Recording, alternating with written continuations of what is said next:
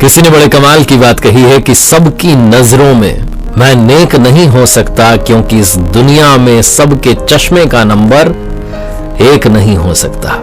एक छोटी सी कहानी जिसे वरुण जी ने शेयर किया है, बहुत पुराने जमाने की बात है। एक चिड़िया का जो दाना था वो पेड़ की कोटर में फंस गया।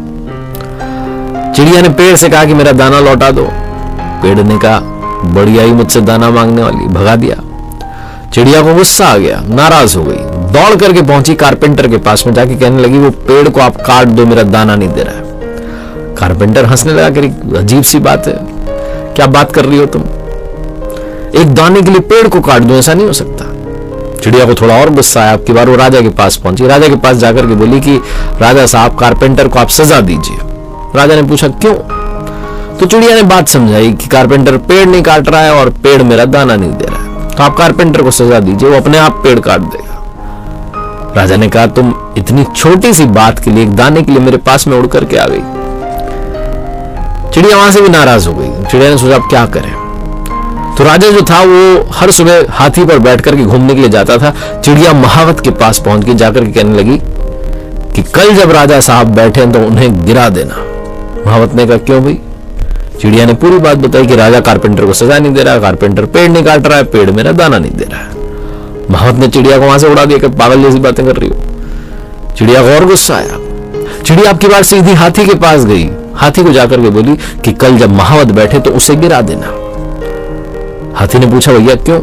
तो चिड़िया ने पूरी बात बताई कि महावत जो है वो राजा को नहीं गिरा रहा है, राजा कारपेंटर को सजा नहीं दे रहा है, कारपेंटर पेड़ नहीं काट रहा है, पेड़ मेरा दाना नहीं दे रहा है। हाथी ने भी चिड़िया को उड़ा दिया, कह रहे पागल जैसी बातें कर रही हो तुम, पागल हो गई हो, इतने छोटे से काम के लिए मैं अपने मालिक को गिरा दूं। चिड़िया ने हार नहीं मानी। चिड़िया आपकी बार चींटी के पास गई, जाकर के बोली कि सुनो, तुम हाथी की सूंड में घुस जाओ, खेल खत्म करो, हाथी महावत को नहीं गिरा रहा है। चींटी ने बात समझी, क्या बात है, क्यों गिराना है, क्यों घुसना है हाथी की सूंड में? तो चिड़िया ने पूरा दुख सुना दिया, शुरू से लेकर अंत तक कि पेड़ दाना नहीं दे रहा, कारपेंटर पेड़ नहीं काट रहा, पूरी बात समझा दी। चींटी ने कहा तुम्हारे इतने से काम के लिए मैं हाथी की सूंड में नहीं घुसूंगी। अब तक जो चिड़िया रिक्वेस्ट करती जा रही थी, विनय कर रही थी, अनुनय विनय कर रही थी, वो अब रौद्र रूप में आ गई। चिड़िया ने कहा अच्छा ये बात।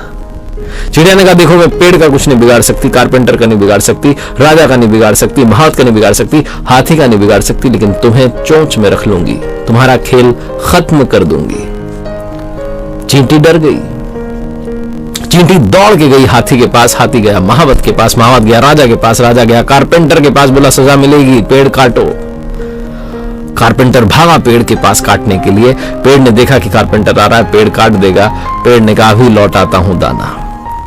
छोटी सी कहानी लेकिन सिखाती है कि कभी भी अपनी ताकत को कम मत आंकना। बहुत सारे लोगों को लगता है कि मेरे पास तो है ही क्या, मैं तो कमजोर हूं, मुझसे होगा ही क्या। इस दुनिया में याद रखिए अपनी लड़ाई स्वयं लड़नी पड़ती है। अगर आपको लगता है कि आप कमजोर हैं, आपके पास ताकत नहीं है, तो दिमाग लगाइए, कड़ी से कड़ी जोड़ना शुरू कीजिए। कहीं ना कहीं दिमाग आपको वहां तक लेकर के जाएगा जहां सॉल्यूशन छिपा हुआ है।